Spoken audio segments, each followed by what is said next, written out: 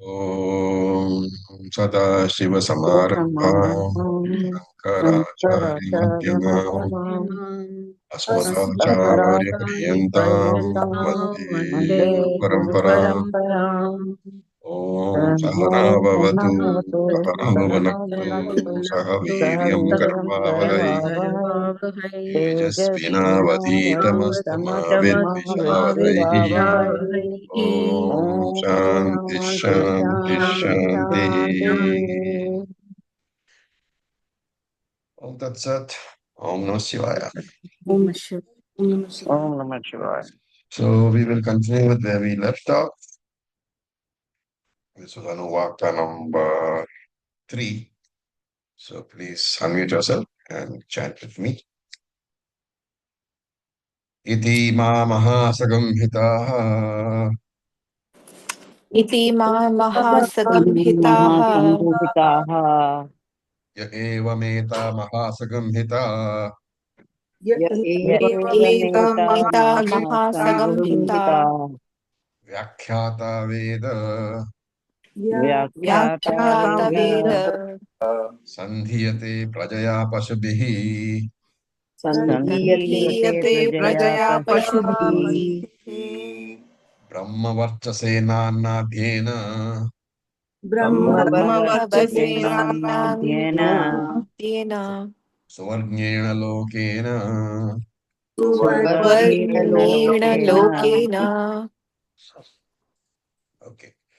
So iti ma maha samhita achakshate. These are called the maha samhitas, the maha upasanas. With this, the upasana part of this particular mantra is over. And in his commentary, in the Bhashyam, Shankara defines upasana. Some of them are very nice definitions. So I will tell you. Upasanam Chatulya Pratyaya Santatihi. So Upasana is Santatihi. Santatihi means an uninterrupted line, unbroken line. So that's how you get Santana, unbroken line of children. So Upasana is Santatihi, an uninterrupted line of Tulya Pratyaya, similar thoughts. Tulya means same or balanced. Pratyaya means thoughts. So similar thoughts. So that pratyaya is important because it shows that upasana is a mental activity only, a manasika kriya. Okay. And he says that's not sufficient. It's not sufficient for the continuous flow of similar thoughts to be there. It is got to be atat pratyayaihi asankirnaha. So asankirnaha means not mixed. And atat pratyaha. Atat pratyaha is not tat pratyaya. So look at the way Sanskrit is. Pratyaya is thought. Tat pratyaya, that thought. Na tat pratyaya, not that thought. That's how atat pratyaya. So not mixed with any thoughts which are not the not the same as the continuous flow of uninterrupted thoughts. And that's not sufficient. He says those thoughts, Shastra Ukta Alambana Vishaya. You can understand Shastra Ukta, that which is mentioned by Shastram, Vishaya. It must be on a subject. Those thoughts must be about a subject which is Shastra Uktam, mentioned by Shastram, and Alambana. It must be a Alambanam for the Upasana. For the Alambanam is the substratum on which you invoke the deity. So it must be mentioned by Shastram. It must be an Alambanam for the deity. And the thoughts must be about that only. So Yatha Shastram, in accordance with the method given by Shastra. And Shankaracharya adds that this is the well-known meaning of the word Upasana. Of course, he adds one more line. He says that for that activity to be called Upasana, it is not a one-time activity. You have to do it regularly. Repetition is necessary. Just one day sitting and doing Upasana is not going to be Upasana. Regular Upasana, regularly doing that mental activity, that is all. Then the phalam. what is the consequence of upasana, right? Now we know that the same act can have different motivations, right? For example, a knife can be used on a human body by two people, the doctor and the killer. The motives are different, even though the external event of cutting the body is the same. The motives are different, and therefore the consequences will be different. And therefore, Shastra says that when you are trying to determine the phalam of a karma, what is going to be the consequence of a particular action, the motive is determined by what? By your mental sankalpa, the intention that you have. And that sankalpa, that intention, can be for arthakama, which is, of course, material results, or can be for chitta shuddhi, that is spiritual benefits, which fall under dharma and moksha. And therefore, upasana can be divided into two broad classes. Sakama upasana, upasana done with a material benefit in mind to fulfill your desire, sakama. Or nishkama upasana, with no material desires. Remember that even if you are desiring chitta shuddhi, that is a permitted desire, that's an encouraged desire. Shastra encourages that desire and therefore really doesn't classify it under a desire. And that's why when you do upasana with a desire for chitta shuddhi, there is a desire definitely, but it still classifies under nishkama upasana, desireless upasana. Now, we have seen everywhere, including in Gita, that when we do sakama karma, you have to be following the rules very, very closely. Because otherwise, what will happen? In sakama karma, if the rules are violated, at the worst, you will not get any benefits. And you might actually find yourself getting adverse results. And therefore, Shastram says that when you do sakama karma, for that matter, even sakama upasana, you have to actually follow the rules very, very closely. But when you are seeking only chitta shuddhi, that is to say, when it is nishkama upasana, errors will not be a hindrance at all. They will not count towards giving you negative results. Where does Krishna say this? I'll give you a hint to the chapter, second chapter. Anybody? नेहाभिक्रमनाशोऽस्ति स्वल्पमपि Very good. Neha vikrimanashosti swalpam alpasya dharmasya. 40th verse. So when this upasana is being practiced in this nishkama manner, then what are the benefits? So we can briefly outline them. One is, which upasana are we talking about? The upasanas which we have been seeing. So there was a loka upasana we saw, right? In bringing the various lokas being invoked. So one was Prithvi and one was Swargaloka and so on. So this results in a expansion of the mind because the various lokas are being invoked. And when you invoke something, any object, and you are, focusing on the object, your mind is focused on the object. What is the theory of epistemology? How is knowledge, acquired? Do you remember the theory? When you are looking at any object, let us say a rose. What is the theory? How is knowledge acquired? The virtues of the object will try to impress upon our mind. That is correct. But I'm talking about the technical aspect of how knowledge is acquired. The epistemology of it, we have discussed. Aham vritti and idam vritti. Anybody wants to expand a bit? Okay, let me tell you. The mind is jadam or conscious? Jadam. Jadam.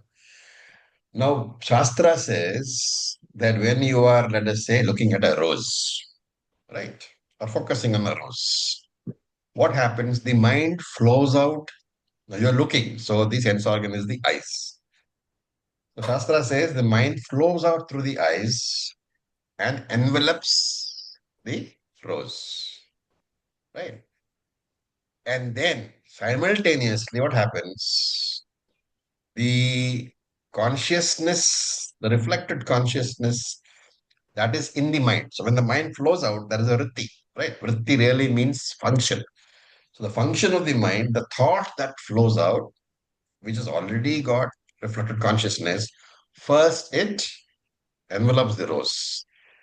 And simultaneously, the reflected consciousness reveals the rose, right?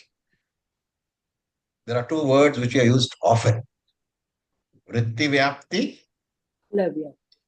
and Phalavya. Phalavyapti. so vritti vyapti is the mind, that is the thought which flows out of your eyes, what I call enveloping the rose, thus taking away the inertness of the rose. Like, not taking away the inertness, thus saying that this is the rose.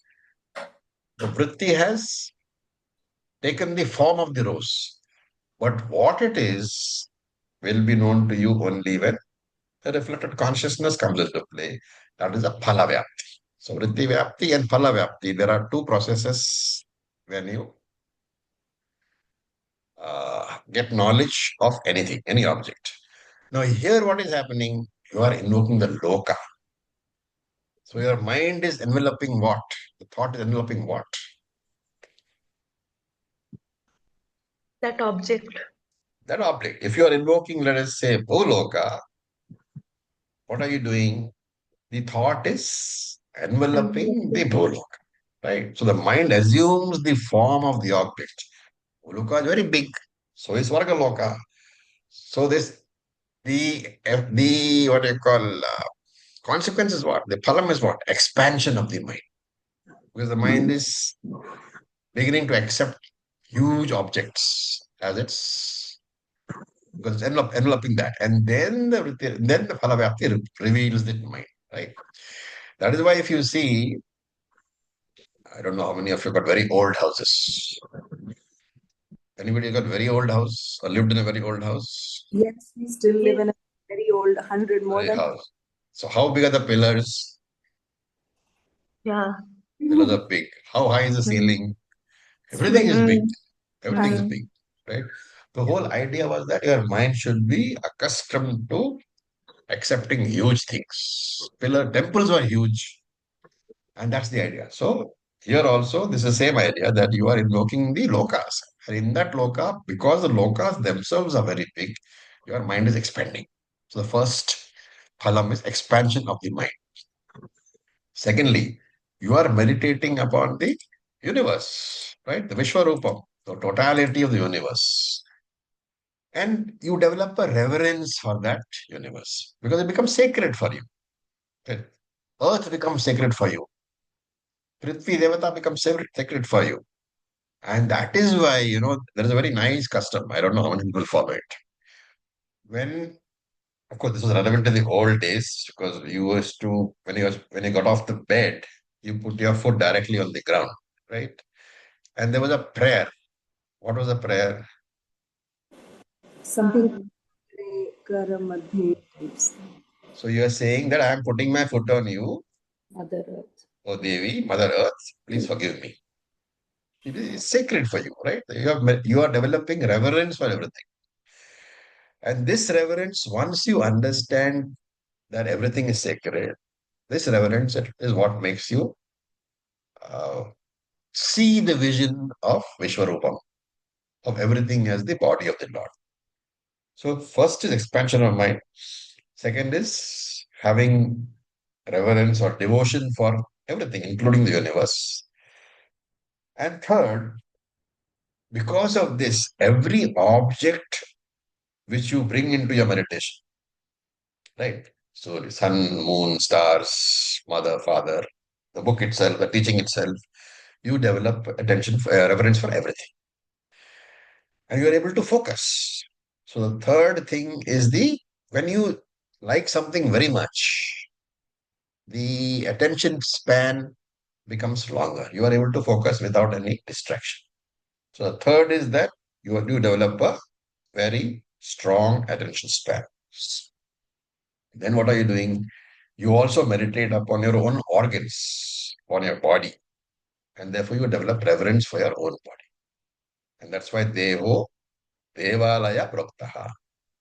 The body is the temple.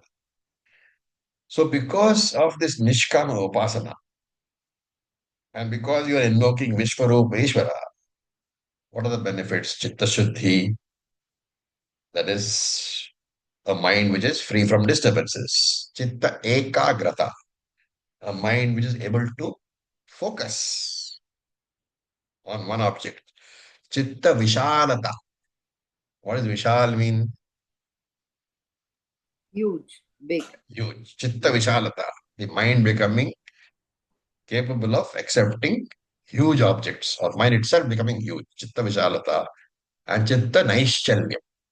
The mind remains focused. It does not waver. All this helps you in Vedanta Shravan. Okay.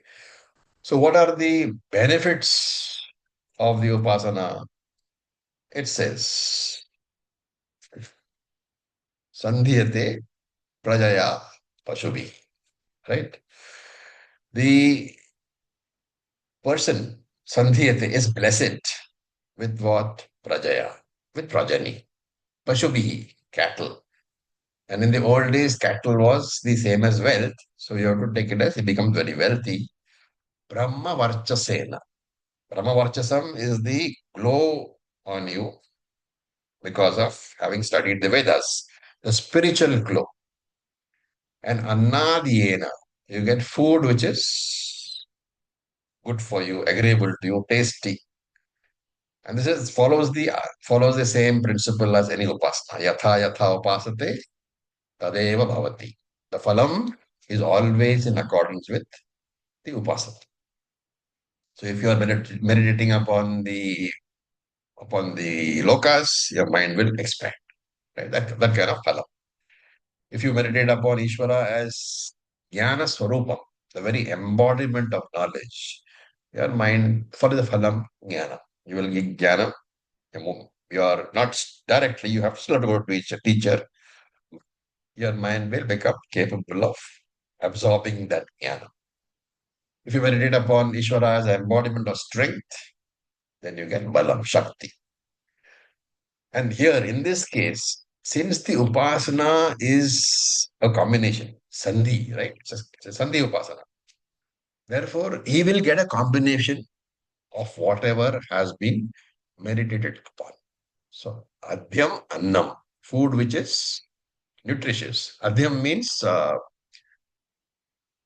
what is fit to be eaten, yogyam to be eaten.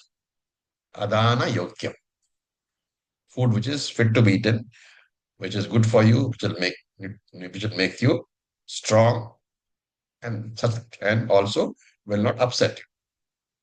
Then that is what ihaloka phalam. Now every upasana will also have paraloka phalam. So he says suvargnena lokena, right? Or brahmavarchasam is we have completed. Annadyam we have completed.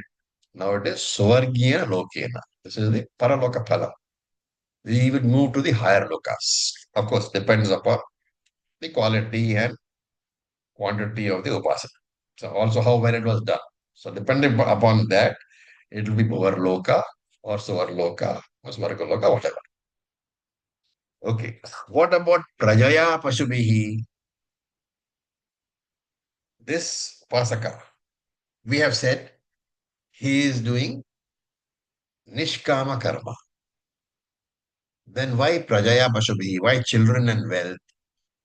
So subcommentators say that contextually, if you look at this whole mantra, this student is doing upasana for what? For chitta shuddhi, for sadhana, chatushtaya, sampatti. Therefore, even if he doesn't ask, he will get these material benefits. Or there's another interpretation. This upasana is capable of giving two types of benefits.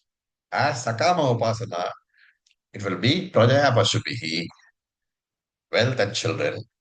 As nishkama upasana, it will give chitta shuddhi. And that is a better interpretation. Okay. You might have noticed that even though this is the Upanishad, no details of any upasanas are given.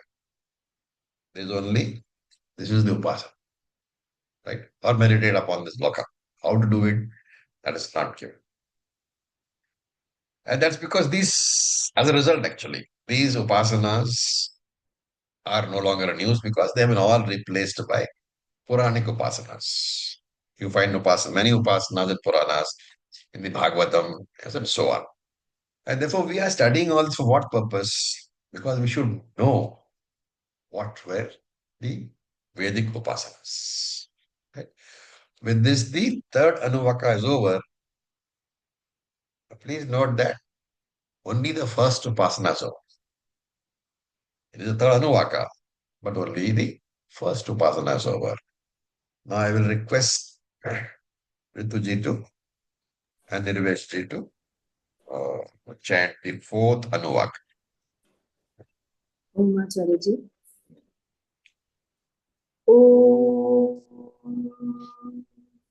यश्छन्दसा मृषभो विश्वरूपः छन्दोभ्योऽध्यमृता आत्संबभूव समेन्द्रो मेधया आस्पृणोतु अमृतस्य देवधारणो भूयासम् शरीरं मे विचर्षणम् जिह्वा मे मधुमत्तमा कर्णाभ्यां भूरिविश्रुवम् ब्रह्मणः कोशोऽसि मेधया पिहितः श्रुतं मे गोपाय आवहन्ति वितन्वाना कुर्वाणा चिरमात्मनः वासागुंसि मम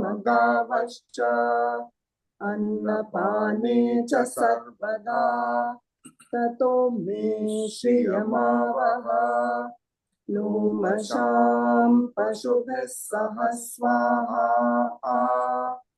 आमायन्तु ब्रह्मचारिणः स्वाहा विमायन्तु ब्रह्मचारिणः स्वाहा प्रमायन्तु ब्रह्मचारिणः स्वाहा दमायन्तु ब्रह्मचारिणः स्वाहा शमायन्तु ब्रह्मचारिणः स्वाहा यशो जने सान स्वाहा श्रेयान् वस्य सोऽसान स्वाहा तन्त्वा भग प्रविशान स्वाहा समा भग प्रविश स्वाहा तस्मिन् सहस्रशाखे निभगाहं त्वयि विजे स्वाहा यथा प्रवतायन्ति यथा मासा अहर्जरम् एवं मां ब्रह्मचारिणः धातरायन्तु सर्वतः स्वाहा प्रतिवेशोऽसि प्रमाभाहि प्रमापद्यस्व. Oh, thank you very much. Very beautiful chanting. So, as usual, we will chant a few lines and then we will try to explain it. So, let us look at the first part of this Anuvaka, Anuvaka number 4. Please chant with me.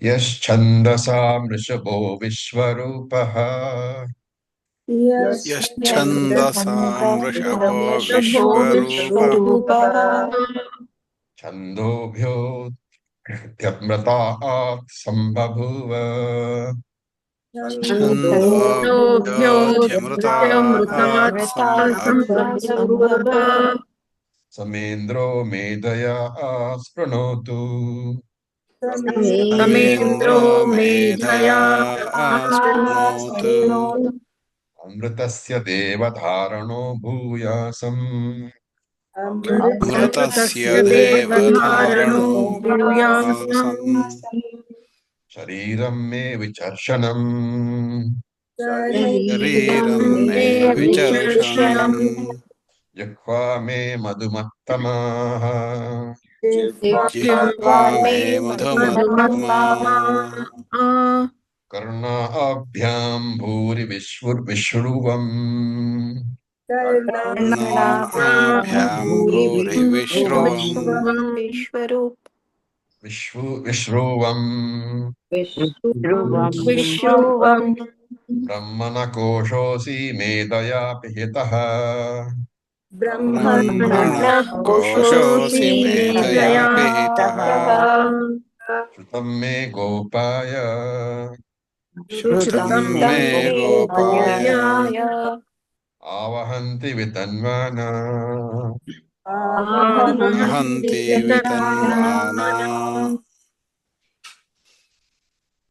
So yaha adisambhuva. So that which has been manifested by itself, that omkara which has been manifested, amrita chandobhya, from the chandas, from the mantras of amritaha, the eternal mantras, which is the Vedas. So that omkara which has been manifested by the eternal Vedas is chandasam rishabha, is a bull among the chandas, is the greatest among the Vedic mantras, and Vishwarupaha is endowed with many manifold forms. Sa Indraha, may that Omkara. So here Indra means Omkara. Sa Indraha, may that Lord Omkara, Sprunotu, give me strength, Medhaya, and intelligence. Deva, O Lord, Bhuyasam Dharana, may I become the enjoyer, Amritasya, of that immortal Jnanam. And may Shariram Vivarshanam, may my body be healthy. May Jihha Madhumattama, may my tongue have honey on it. That is, may my tongue be very sweet. May I talk very sweetly. And Vishruvam, may I listen to this Shastram. Purihi, again and again. Karnabhya, through my ears I must listen. And as Koshaha Brahmanaha, you are the abode, you are the residence of that Brahman. Pitaha Medhaya, Pihitaha, which is covered, Medhaya. And here Medha is worldly knowledge. Pihitaha Medhaya, by worldly knowledge. Shrutam me Gopayaha, may you protect what has been heard by me. Okay, may I not forget. So, this fourth Anuvaka, you will find two sadhanas. There is, Omkara. there is japa and there is homa. Okay. So what are the differences? We will see. Japa is a mental repetition. Homa is a karma, Vedic ritual. And these two are being presented in this Anuvaka. So Medha Kamasya, says Shakara. Japa is for developing Medha Shakti. Medha Shakti is what? The ability to understand and retain. Grahana Shakti, Dharana Shakti. The ability to understand and retain whatever you hear. Okay. Sri Kamasya is, Sri means wealth over here. So Sri Kamasya is Homa meant for those who desire material wealth. So therefore, Mantra Japaha and Homa Sadhana. There are two basic things which have been talked about. Remember the difference. Upasana is manasika karma. Japa is vacha karma. That is verbal karma. Homa is kayika karma. Right? So upasana is mental karma. Japa is verbal karma. Homa is bodily karma. It may have elements of both, but these are the basic elements. So here what are we doing? We are going to offer Ishvara Prarthana. And this is Vishwarupa Ishvara. Therefore, he can be visualized in any form. Since this Vishwarupa Ishvara is all pervading, he is limitless, right? A limitless entity has got to be formless. Because the moment you say something is a form, he is no longer limitless. And therefore, this formless, limitless Ishvara, we have to visualize. Because our minds are not capable of visualizing the formless or the limitless. And therefore, we visualize with the help of a symbol, which is what we call alambana. So we call it substratum. We call it that on which we invoke the Lord, the limitless Lord. It can be anything. It can be a stone. It can be a word. It can be a mantra. So everything is a alambana. And here, that symbol is going to be a verbal symbol, the Omkar. And therefore, this is prayer to the Lord in the form of invoking on Omkara. So Omkara Rupa Parameshwara Pratiprasana. By invoking the Lord on Omkara, we are going to do the prayer, going to do the upasana. And this is Nishkama Upasana. So what is the result? Jnana Yogyata Prapti. Right. So he says, Yash Chandasa Vrishabhi Vishwarupaha. So Omkara Chandasam Rishabha. Rishabh means it's a bull, so it can be taken as the greatest, right? So Omkara Chandasam Rishabha. Omkara is the greatest among all the Vedic mantras. And Shankara explains very nicely. He says Omkara Rishabha Eva Rishabha Pradhanyat, which means Omkara is Chandasam.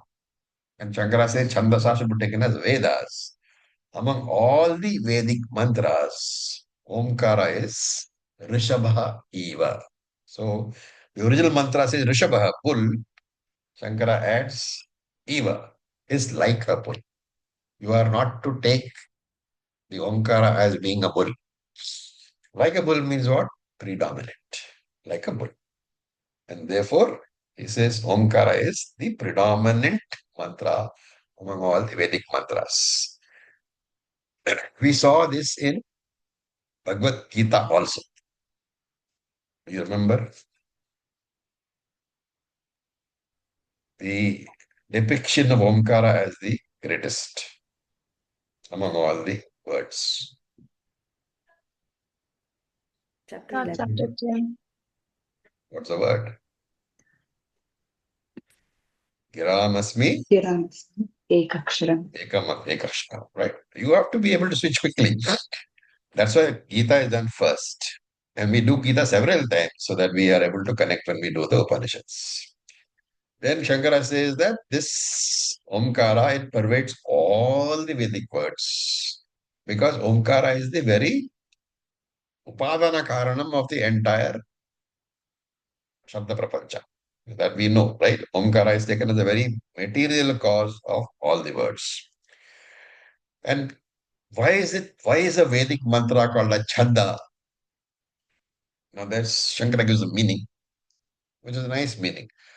The root Chanda has two meanings.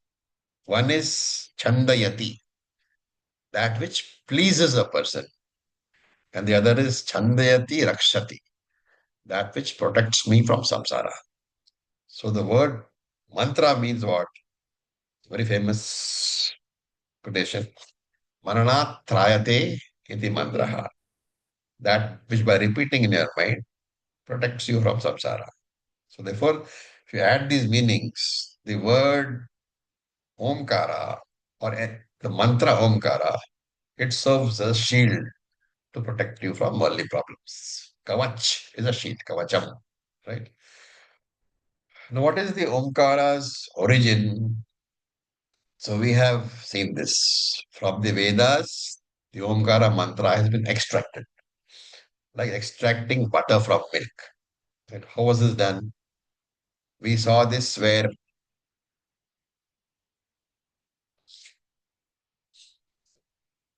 only yesterday, I think we saw this.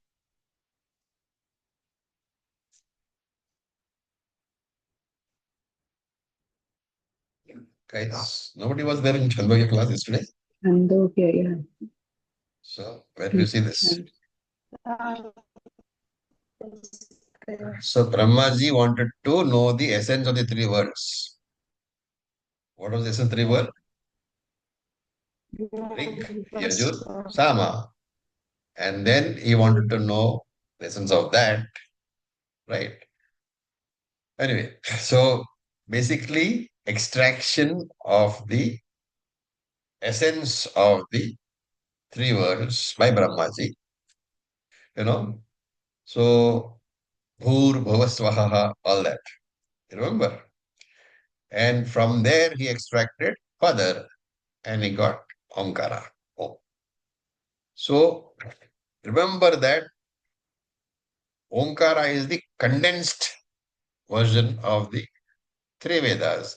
And if you expand the three Vedas, expand the Omkara, what will happen?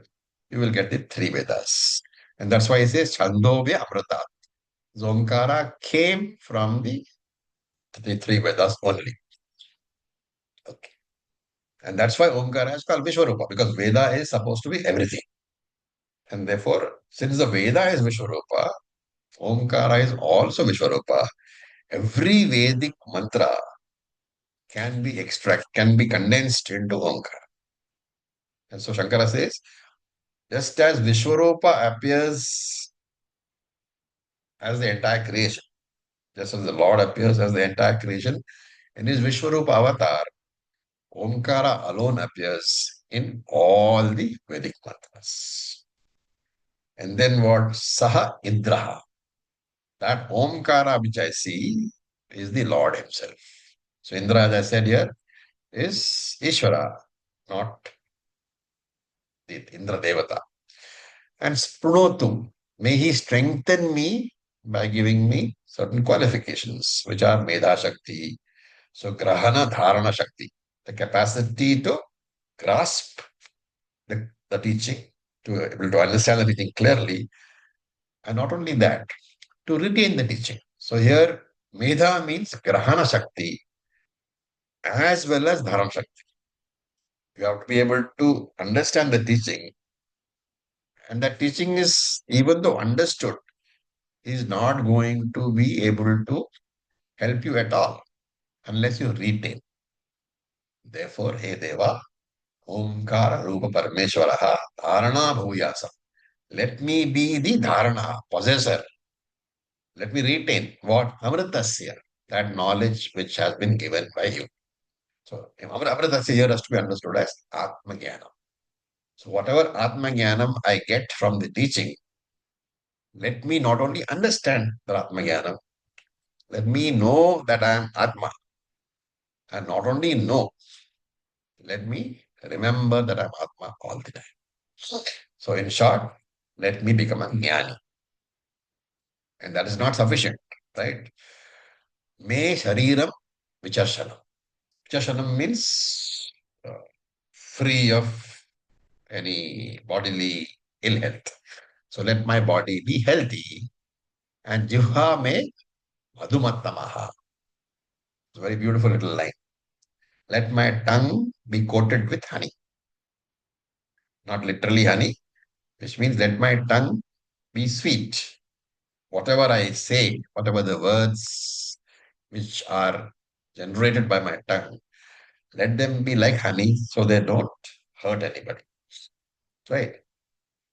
Remember, the tongue has two roles. What are they? Talking tongue in. Talking tongue, testing tongue, right? Jnana Indriya tongue and Karma Indriya tongue. So here, where are we talking? We're talking about what? The jnana. No. Yeah. We're talking about a Karmendriya tongue. Yes, yes. Because we're talking about words that you are uttering. So let only sweet and pleasing words be generated by my tongue. Oh, or as the Gita says, Mangala Shabda. Right? What is some of you have done, those who are not in BG5, have done the Gita fully earlier. What is the definition of Mangala Shabda in Gita? First, which chapter talks about sweet words?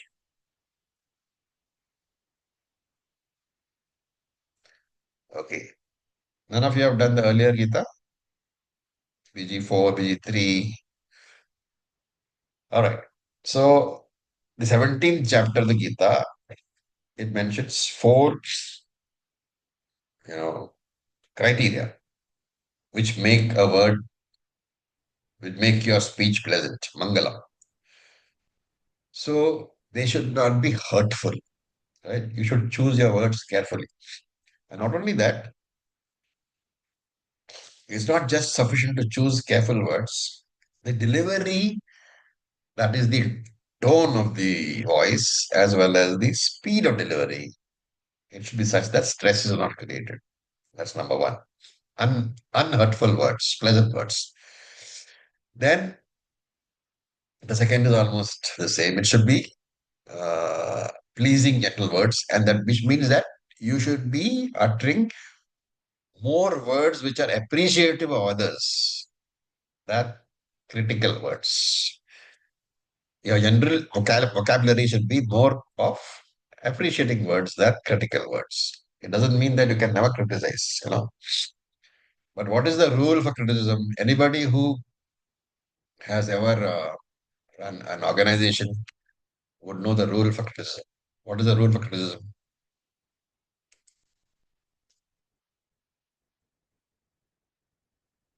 Come on, guys. You want to criticize somebody. How will you criticize? Raviji, may I try? Please, Natarajan. See, when you're criticizing somebody, you start with telling some good things about the other person first. And then you come to the point that you're trying to make, so that at the end of the day, he accepts what you're saying. Absolutely. So Natarajanji was the CEO of a company, so he knows what he's talking about, right? So when first you want to criticize, there's another rule, you don't criticize in public. You praise in public, but you criticize in private. And even when you do that, first you tell him what a great guy he is, right? And then afterwards say, maybe you can change these things. So even when you criticize, the words must be pleasant. Then, of course, Satyam. Satyam means your word should be always true. And Hitam. Hitam means it should be for the benefit of others. When you talk about Satyam, there is a very important corollary. You don't say, speak only the truth. What should you reword that sentence as? Fruit and sweet. I think, Raviji, you should Yeah, speak the truth when necessary. absolutely. So when you speak, then speak the truth. Right? So if there is something which is going to hurt somebody, if you say it, even though it's a truth, it's better not to speak. Whenever you speak only the truth. It doesn't mean that whatever you think is the truth, you must go and blurt it out. Okay. Remember that there are many things which may be the truth, which will hurt other people. You don't have a right to do that. So that's what is part of the Mangala Shabda business. And Hitam means you speak, provided it is necessary to speak, and provided it is beneficial for the other person. Those two have to go together. Satyam, Hitam. So the tongue from which such words are generated, that is called here Madhumattamaha Jigha. A tongue which is coated with honey. Then Karnabhyam Uri Vishnu. Let my ears be healthy. Okay, first of all, the health of the ears. Let me be able to hear everything. All that, the entire range of sounds I should hear. Then I should use those healthy ears for good purposes, for Shravanam. So good purposes here is only Shravanam. What is Shravanam? Bhadram Karne Vishrudayama Devaha. Let me hear only auspicious things, which is Veda only. And Bhuri means repeated times. Let me hear it again and again and again.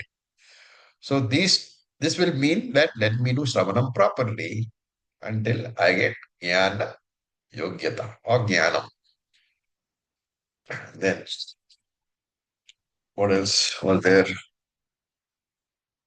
Brahmanaha koshosi medaya pihataha. So koshaha is the sheath.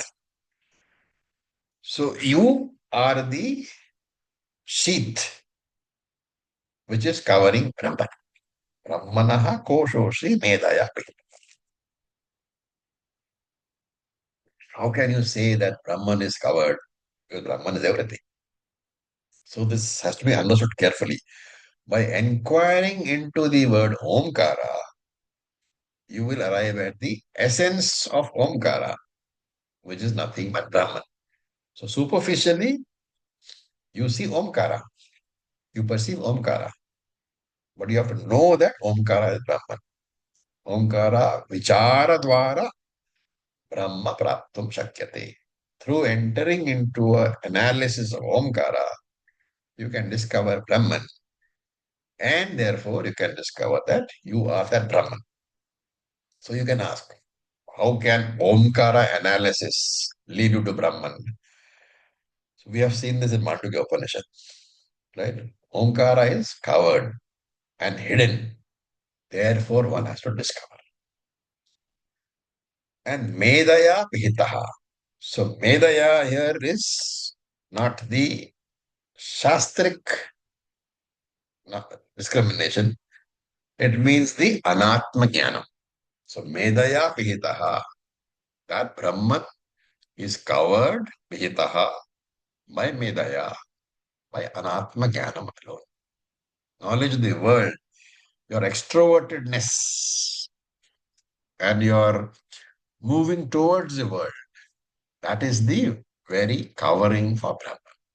So this extrovertedness, that becomes the obstacle for discovering Brahman.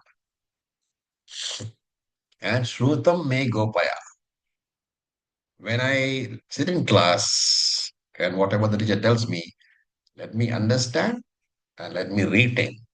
May I retain that jnanam so that at all times, especially very difficult times in my life, may it be available to me.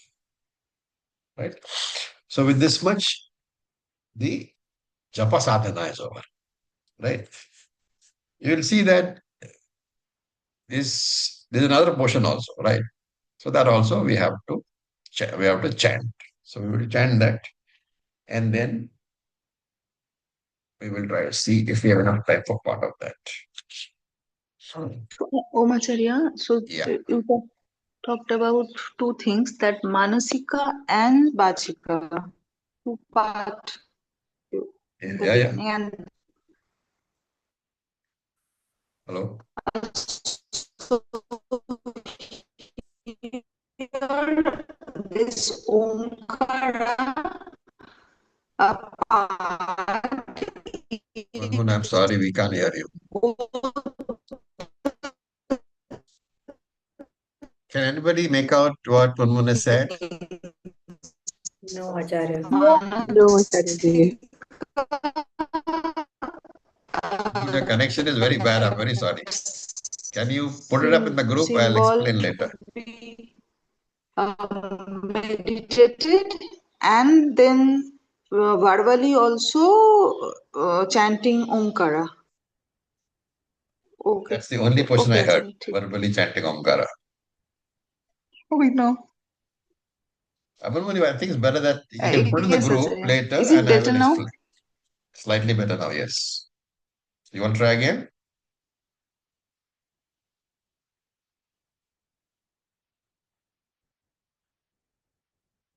Okay. Let's carry on. So we'll chant. Please repeat.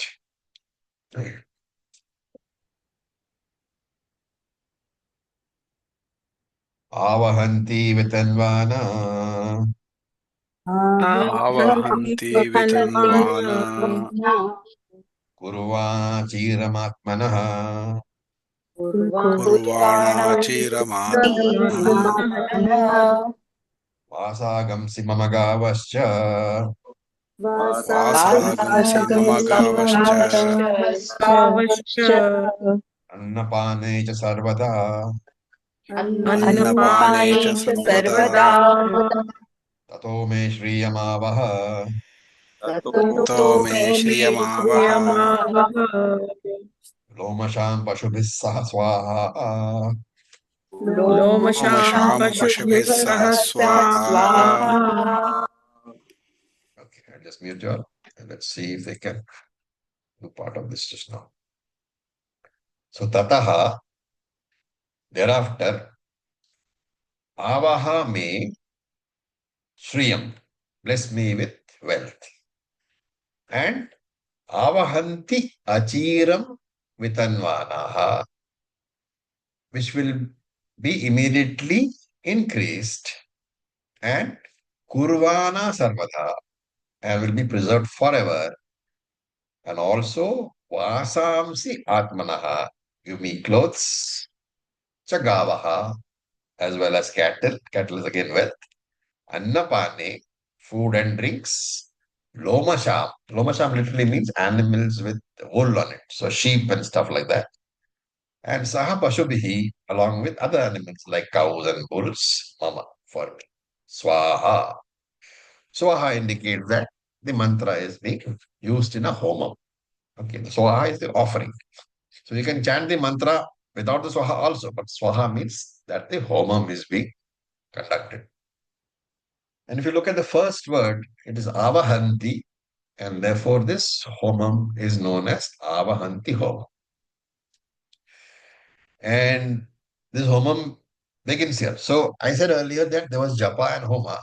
The japa we finished already in the last section, and now we are starting the homa.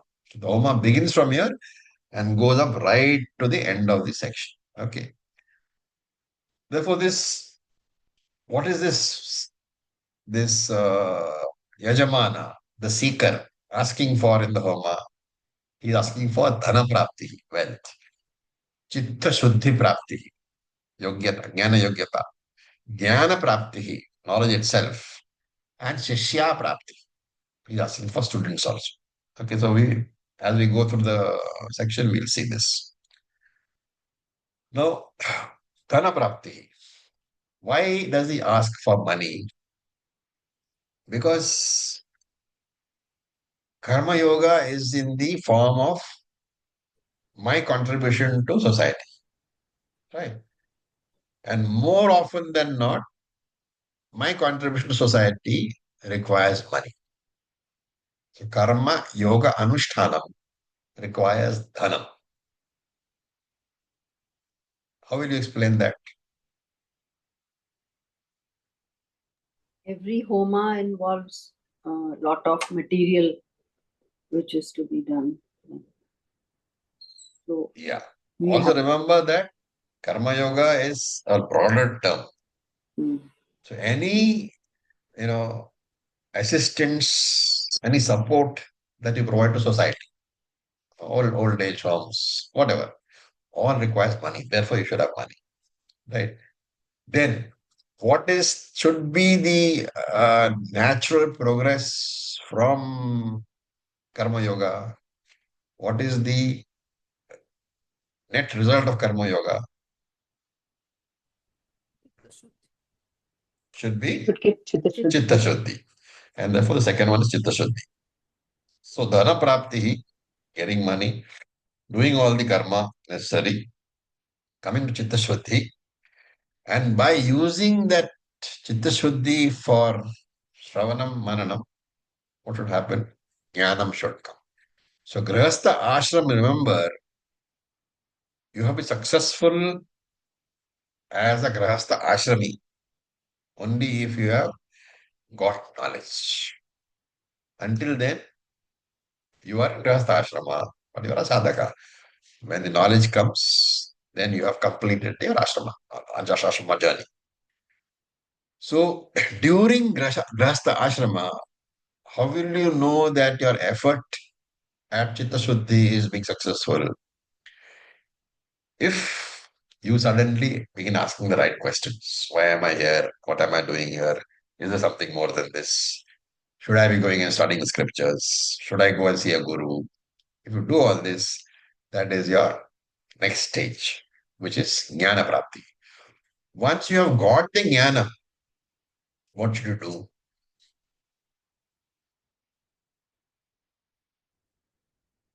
Lokasangraha. Can you be more specific? Teach Each others. each others the knowledge. Each others. It is the Share the founded knowledge. duty of every student who has understood that he is Brahman to go and distribute that knowledge. Right? Acharya Rinam. Acharya Ranam should be fulfilled. So Shankara says, Avahanti, you should take as the one who brings prosperity. And Vitanvana, you should take as expansion. The Vistarayanti is Vitanvana. So the whatever Avahanti, which whatever Lakshmi Devi brings, Lakshmi Devi is not supposed to be satisfied with that. Okay. Lakshmi Devi should also Vistarayanti. She should also help you to expand. And Kurvana is performing, accomplishing. So Kurvana Chiram Atmanaha. So there are two meanings possible for this word. If you take Chiraha, it means long time, right? So if you take Chiram as the breakup, then it will mean that when Lakshmi Devi brings you the money, brings you prosperity, that prosperity should be lasting for a long time. But if you can take it as Achiram also, there are Chiram, Achiram. So Kurvanam, Kurvana Chiram Atmanaha. You can break as Kurvana Chiram Atmanaha. You can break up as Kurvana Achiram Atmanaha. These are two meanings. When you take it as Chiram, it means that money should come to me from Lakshmi Devi and last for a long time. But Achiram means without lasting, without delay, right? So you should interpret differently. You should not say that Lakshmi Devi should bring me money and should go away. The money should go away immediately. But Achiram here is to be interpreted as immediately. The Lakshmi Devi should bring me money immediately, not after 1 year, not after 2 years. And tato me shriyam avaha. Thereafter, tatoha me, for me, O Lord, shriyam avaha, give me wealth. When wealth, what does tataha mean? After acquiring Dharma Shastra Jnanam. It's a very important idea. After acquiring Dharma Shastra Jnanam, this is not Vedanta Jnanam we're talking about. After acquiring Dharma Shastra Jnanam, then give me enough money. And Shankara adds that money is a double-edged weapon. It can, of course, lead to spiritual growth, but it can lead to spiritual destruction also. And that is why you need Dharma Shastra Jnana, because Dharma Shastra very clearly gives you Vidhi and Nishedaha, what is permitted and what is prohibited. Therefore, Shankara says, in your prayer to the Lord, ask for money, that's okay. But tell the Lord that before giving me money, first give me Dharma Shastra Jnana.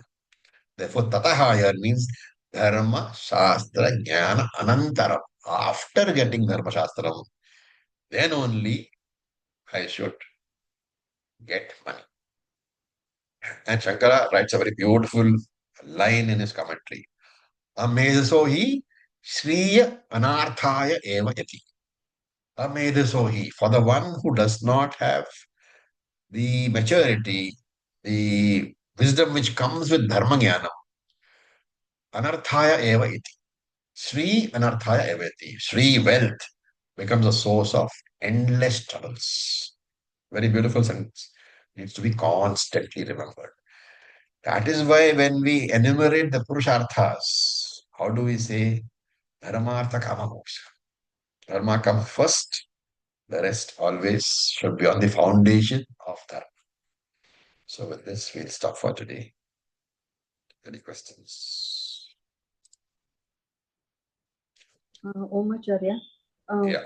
what does this statement after getting Dharma Shastra Jnana mean? How does one interpret that? After understanding Dharma Shastra, Okay, that is knowing what is right and what is wrong, okay. what should be done, what is not to be done. Okay, the basic. Yeah. Within Nisheda, what Yes, Shastra yes. says you should do Right. and what Shastra says you should not do. Thank you. Raviji, Om. quick Sorry, question, sorry. Yeah, Rishika, bolo. Dharma Shastra, we have certain Upanishad that are called Dharma Shastras, or which ones Dharma which ones Shastra is come? basically Karma Kanda. There are certain Upanishads which will talk about that also. But Dharma Shastra basically is Karma Kanda. And how Rules of many come under that? Karma Kanda is a huge part of the Vedas, 80% of it. Ayo, okay. Thank you. Okay. We have been doing parts of it in Gita, we have been doing parts of it in Chandogya Upanishad, we'll do parts of it in Bradaranyaka also. Luckily, Upanishads also give you a bit about what to do and what not to do. In this very Upanishad, we shall be seeing that in slightly later portions. Om Purnamadav Purnamidam Purnat Purnamudachyate Purnasya Purnamadaya Purnam Eva Vasishyate Om Shanti Shanti Shanti Om Tat Sat. Om Namah Shivaya. Thank you for your patience. Om Om. Thank you.